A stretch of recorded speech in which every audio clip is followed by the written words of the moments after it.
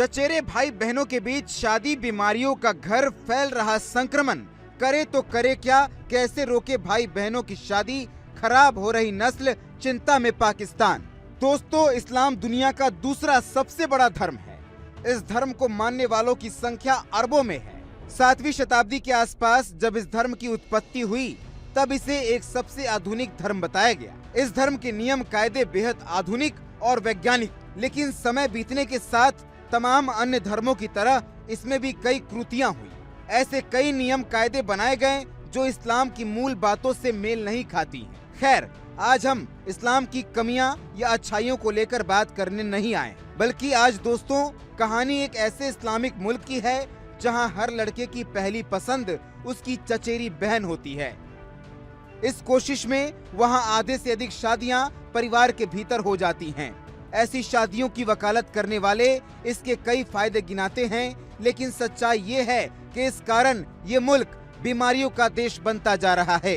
दरअसल दोस्तों, ये बात किसी तीसरी दुनिया के मुल्क की नहीं हो रही है, ये बात हो रही है हमारे पड़ोसी पाकिस्तान की। वैसे तो दुनिया के तमाम इस्लामिक देशों में परिवार के भीतर शादी करने की परंपरा है। इन देशों में बड़े पैमानों पर परिवार के भीतर ही शादियां हो जाती हैं, लेकिन विकास की रफ्तार बढ़ने और मेडिकल साइंस के विकास के बाद ऐसी शादियों में कमी आई। लेकिन पाकिस्तान एकमात्र ऐसा मुल्क है जहां पर अभी भी भाई बहनों के बीच शादियां हो रही हैं। News portal the Friday times की एक रिपोर्ट के मुताबिक पाकिस्तान के ग्रामीण इलाकों में आज भी 65 से 70% शादियां परिवार के भीतर होती हैं। हालांकि शहरी इलाकों में ये फीसदी 55 से 60% है। इस रिपोर्ट में कहा गया कि आज भी वहां 46% शादियां सगी चचेरी भाई बहनों के बीच हो जाती है, जिस कारण दोस्तों पाकिस्तान की अगली पीढ़ी गंभीर संकट से पड़ती जा रही है। दरअसल दोस्तों, करीबी ब्लड रिलेशन में शादी विवाह को लेकर भले ही तमाम तर्क दिए जाते हों, लेकिन सच्चाई ये भी है कि ऐसे रिश्तों में अगली पीढ़ी के बीमार होने की संभावनाएं काफी बढ़ जाती हैं। दरअसल दोस्तों, मेडिकल साइंस कहता है कि ब्लड रिलेशन की शादी में लड़का लड़की दोनों के खानदान के बैड जीन एक जैसे हो जाते हैं। ऐसे में उन जीन के अगले पीढ़ी में ट्रांसफर होने की संभावनाएं बढ़ जाती हैं। अगर ब्लड रिलेशन में शादी न हो तो ऐसे बैड जीन के अगले पीढ़ी में ट्रांसफर होने की संभावनाएं 50% तक घट जाती है।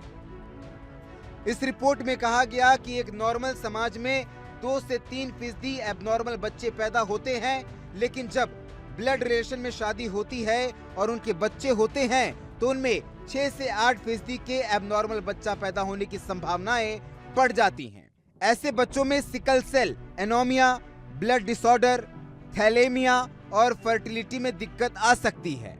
वहीं और भी कई बीमारियों की संभावनाएं काफी बढ़ जाती हैं। वहीं दोस्तों, इस रिपोर्ट में ये भी कहा गया है कि ब्लड रिलेशन से पैदा होने वाले बच्चों में 25% बच्चों को डॉक्टर की देखरेख में रखना जरूरी होता है। Pakistani institute of medical science की एक रिपोर्ट के मुताबिक बीते साल पैदा होते ही करीब 9000 बच्चों में थैलेमिया बीमारी पाई गई।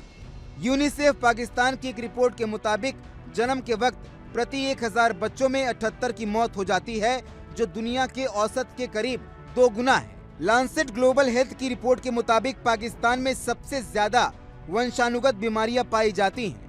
इस तरह पाकिस्तान में पैदा होने वाले करीब आधे से अधिक बच्चों में कई न कई वंशानुगत दिक्कतें हो रही हैं।